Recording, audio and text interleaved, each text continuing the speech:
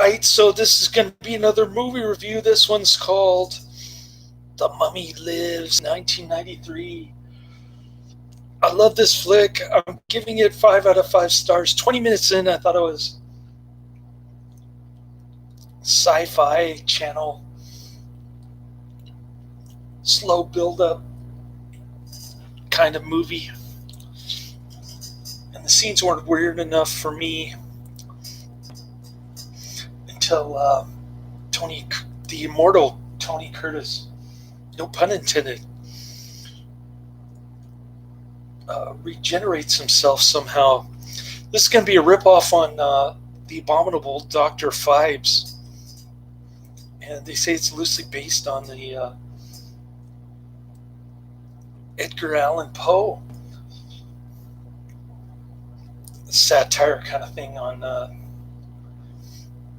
people who are into Egyptology and science and stuff.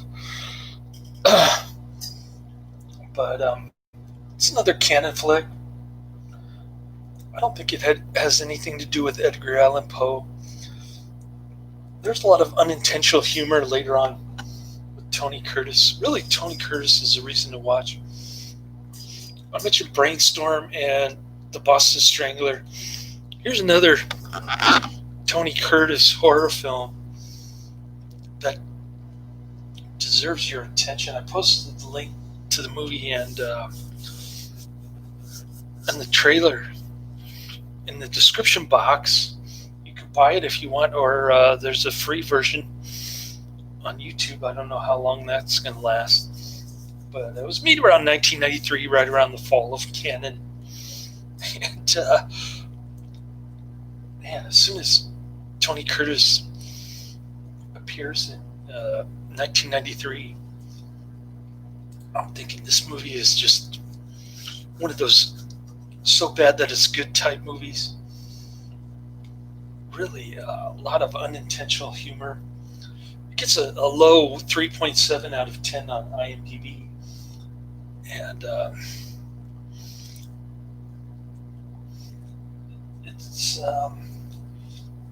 it's about this blondie gal who's inherited some kind of trust, and she's traveling around the world, places like Paris and Egypt. So right now she's in Egypt, and she keeps having some kind of weird genetic memory dreams about being attacked by snakes and mummies and stuff. She smashes a museum case, and then she meets some psychologist dude who's her boyfriend. All of a sudden, and Tony Curtis is a high priest of in ancient Egypt. He's having an affair with one of the god's concubines or something. He keeps calling out to Zoth, and it's quite funny actually. I don't know how he took it seriously unless he was messed up on cocaine again.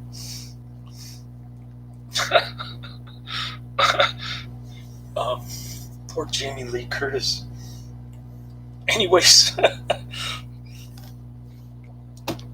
great stuff. I love Tony Curtis. There isn't a Tony Curtis movie that I dislike.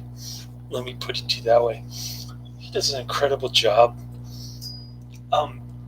So he's having an affair with this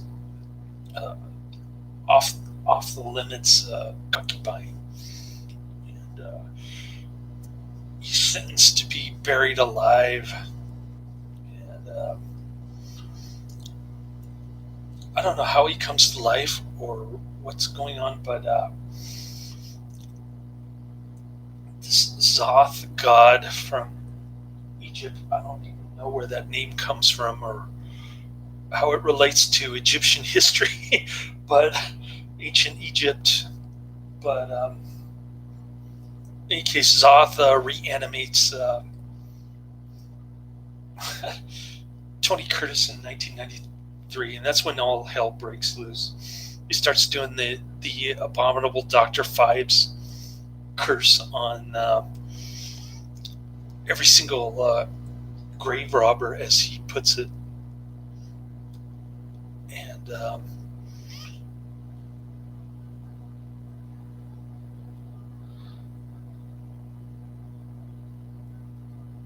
I hearing things? Is somebody calling me? Anyways, must be hearing voices. I worked, or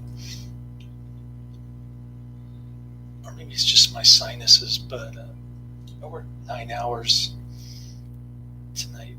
Not my usual 11 hours. They give me very short routes in East Bay and North Bay. So I lost about $100 probably, but then I got a couple of decent $20 cash tips from some little old ladies in Oakland Hills. These white older ladies, they really like to leave cash tips for me. But so I got $40. I sort of recouped my lost wages from the not being able to drive to South Bay for a couple hours back and forth. But anyways, getting back to the movie. So Tony Curtis is doing all kinds of weird stuff. Like, he gives a gift to the chief grave robber dude, the rich guy who's financing all the excavation stuff. He gives him a cat, and the cat claws his eyes out. And then Tony Curtis shows up in the emergency room and does something to his chest to kill him. And stuff like that. The best scene by far is when he's giving one of the grave robbers his own punishment, and he talks about using ancient Egyptian tools to stir around the brain through the nose. And he's just talking about it like it's the most fun thing to do. And I guess it happened off camera. This is PG-13 movie. Not that it detracts anyway. In any way, there's some gore in it, not too much, but try to make it a PG-13 movie. They probably cut out all the gore scenes to make it that way, I'm guessing. But anyways, so Tony Curtis thinks that's this blondie girl is his concubine lover from the past. Kind of like Barnabas and Maggie Collins.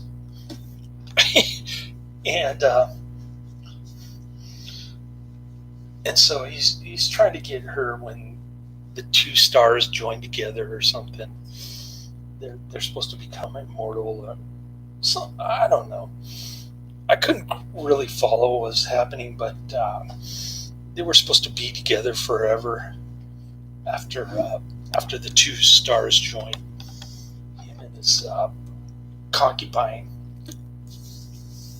in the form of the blondie in 1993. And so it gets her to dress up like the concubine lady. I think it's played by the same actress as the concubine and the blondie. So she's got straight black hair, wig on now. And she goes into the crypt, and they're preparing for it. And that's pretty much the movie. I don't want to spoil the ending.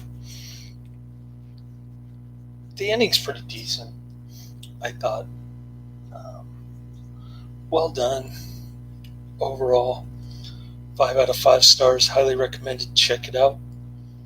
Um, I guess I'll finish up my spaghetti, then try to catch up on some sleep here.